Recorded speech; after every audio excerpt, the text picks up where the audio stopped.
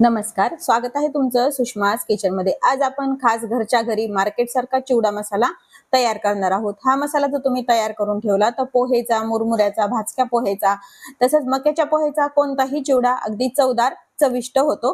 Recipe शेवटपर्यंत बघा। रेसिपीला लाईक करा, चॅनलला सबस्क्राइब करा, तसंच बेल नोटिफिकेशन पण ऑल वर प्रेस करा। आता आपण चिवडा मसाला बनवायला सुरुवात करूया।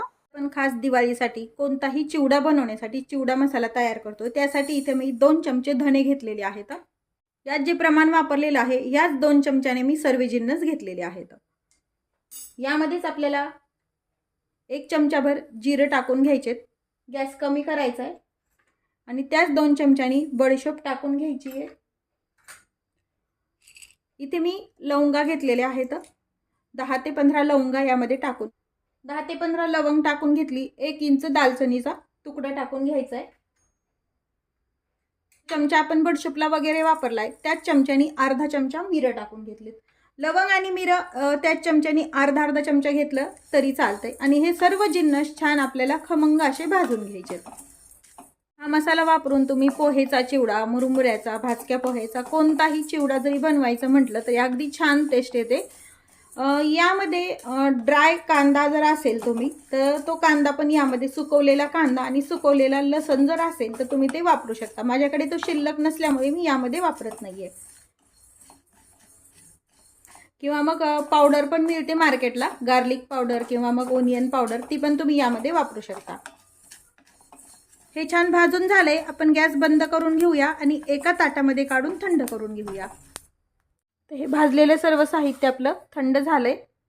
मिक्सर जार मध्ये घेऊन हे आपल्याला बारीक करून घ्यायचंय। या मसाले आपण ऍड करायचे। तर त्याच चमच्यानी वापरून आपल्याला 1 चमचा हळद टाकून घ्यायची आहे। चमच्यानी 2 चमचे आमचूर पावडर आहे ही। 1 चमचा सुंठ पावडर टाकून 1 चमचा भरून हिंग पावडर टाकून घ्यायची। काळं मीठ टाकलंय 1 चमचा भरून। मिठाचं प्रमाण कमी जास्त तुमच्या आवडीनं करू शकता किंवा चिवड्यामध्ये एक्स्ट्राचं पण तुम्ही वापरू शकता। 1 चमचाभर साधं मीठ वापरलंय। याच चमच्यानी 4 चमचे साखर आहे ही टाकून घेतलेली जाड आणि याच चमच्यानी अर्धा चमचा भरून सायट्रिक ॲसिड आहे। तिखट टाकायचं राहिलंय ते टाकून घ्यायचे। काश्मीरी लाल मिरचीचं तिखट ही 2 चमचे आहे ते। तिखटाचं प्रमाण पण तुम्ही तुमच्या आवडीनं कमी जास्त करू शकता। आता हे बारीक काढून घेऊया। हा चिवडा मसाला आपण काढून घेतलाय। एका डिश मध्ये काढून व्यवस्थित आपण आता पुन्हा मिक्स करून घ्यायचा। हा जो चिवडा मसाला बनवलेला आहे ना, थंड झाल्यानंतर जो तुम्ही एअरटाईट कंटेनर मध्ये जर ठेवला छान वर्षभर पण टिकतो आणि कोणताही चिवडा बनवताना झटपट तुम्ही वापरू शकता।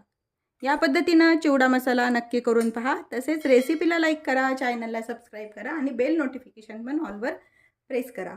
अशाच नवीन रेसिपी सोबत पुन्हा भेटूया। तोपर्यंत बाय बाय। व्हिडिओ पाहिल्याबद्दल खूप धन्यवाद।